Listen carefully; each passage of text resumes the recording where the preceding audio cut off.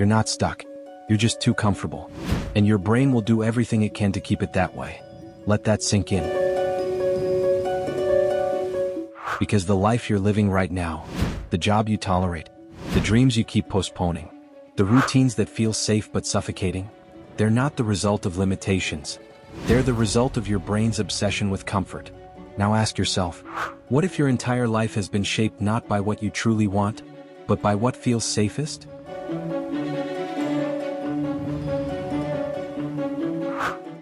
Here's what most people never realize. Your brain doesn't care if you become successful.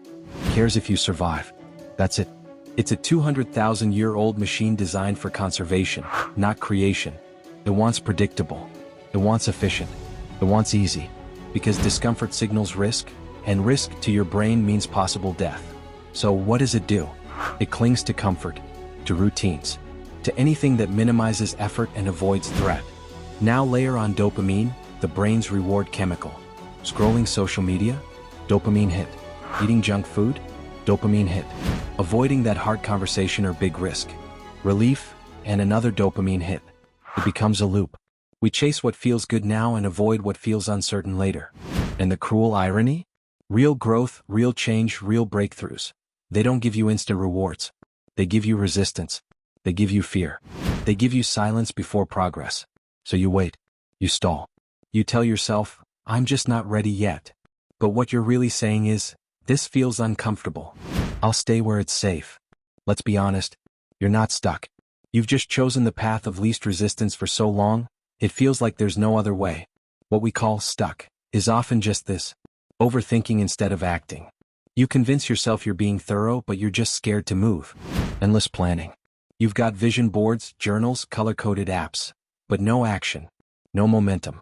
Familiar environments, toxic relationships, dead-end jobs, uninspiring routines. You stay because they're known, even if they drain you. And over time, your brain builds a fortress around that comfort. A loop of safety. You avoid discomfort, you feel relief, your brain says, good job, we survived. Repeat. But here's the dark side. The more you avoid discomfort, the scarier discomfort becomes. You train your brain to fear growth, to flinch at anything unfamiliar. And slowly, silently, you become a prisoner of your own habits. You start mistaking movement for progress. You're busy, but you're not building. You're working, but you're not evolving. And then you whisper, I feel stuck. But deep down, you know, you're just living the same day over and over, because it's safer than becoming someone new. Let's talk about the comfort cage. Every time you avoid that thing you fear, starting the project, making the call, speaking your truth, you feel a little relief. And that relief? It's addictive. Your brain stores that reaction and says, discomfort equals danger. Avoid it. Reward achieved. Do this enough times and your neural wiring adapts. It learns to flinch from challenge, to brace against change, to default to safety. That's neuroplasticity at work, not helping you evolve but locking you into survival mode. The scariest part? Your brain starts confusing boredom with safety. If you're not anxious, not stretched, not challenged, it tells you everything's fine. But in reality, you're shrinking. You avoid rejection by never expressing. You avoid failure by never starting. You avoid discomfort. And in doing so, you avoid life. And slowly, your world gets smaller. Your goals get quieter. Your light gets dimmer. All because your brain thinks it's protecting you. But here's the truth. It's not protecting you. It's preventing you. Let's stop sugarcoating it. Comfort is costing you your life. It's stealing your time, your potential, your edge.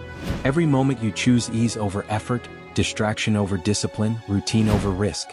You're trading long-term fulfillment for short-term relief. And maybe you've noticed it.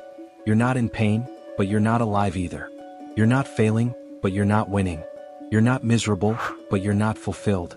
You've flatlined emotionally. Life is fine. But fine is where dreams go to die. Comfort keeps you from falling, but it also keeps you from flying. And here's the twist. The longer you stay in comfort, the harder it becomes to leave. That's the real cost. Not what you lose today, but who you never become tomorrow. So how do you break the loop? Not with motivation, not with some morning routine hack, but with brutal, intentional discomfort. Here's how you start.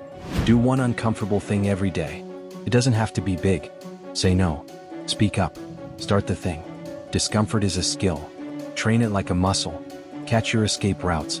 Notice when you scroll, snack, clean, or plan obsessively. Ask yourself, what am I avoiding right now? Make comfort harder to access. Delete the app.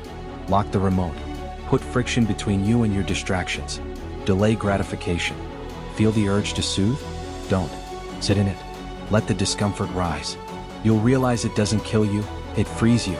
Take tiny scary steps. Big leaps trigger fear. But micro risks? They rewire. Do the 5-minute version. The imperfect version. Just do something. Because momentum doesn't come from clarity. It comes from movement. Let me leave you with this. You're not stuck. You're sedated. Numbed by comfort. But now, you see the game. And that means you get to choose. Comfort will keep calling. But so will your future.